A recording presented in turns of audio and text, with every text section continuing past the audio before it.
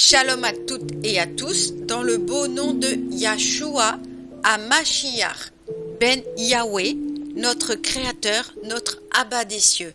Amen. Lecture dans Vaïkra chapitre 24 pour la paracha Émor. Vayedaber Yahweh el Moshe les morts. Yahweh parla à Moshe en ces termes.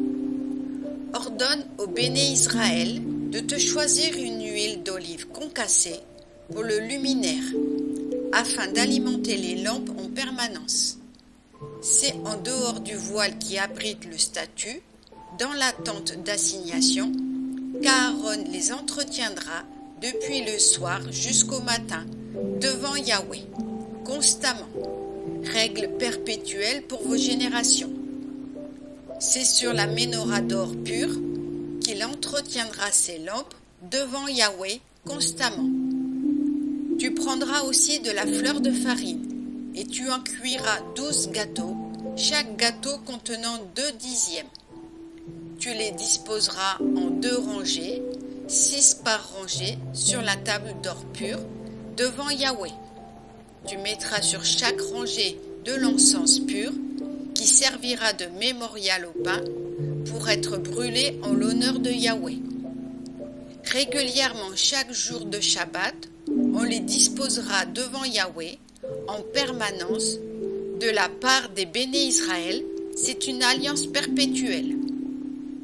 Ce pain appartiendra à Aaron et à ses fils qui le mangeront en lieu saint, car c'est une chose éminemment sainte qui lui revient sur les offrandes de Yahweh comme portion invariable.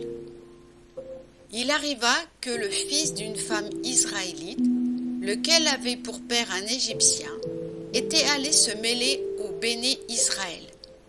Une querelle s'éleva dans le camp entre ce fils d'une Israélite et un homme d'Israël.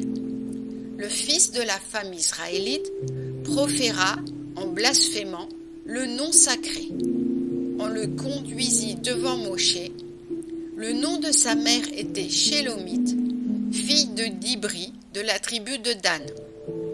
On le mit en lieu sûr jusqu'à ce qu'une décision intervint de la part de Yahweh.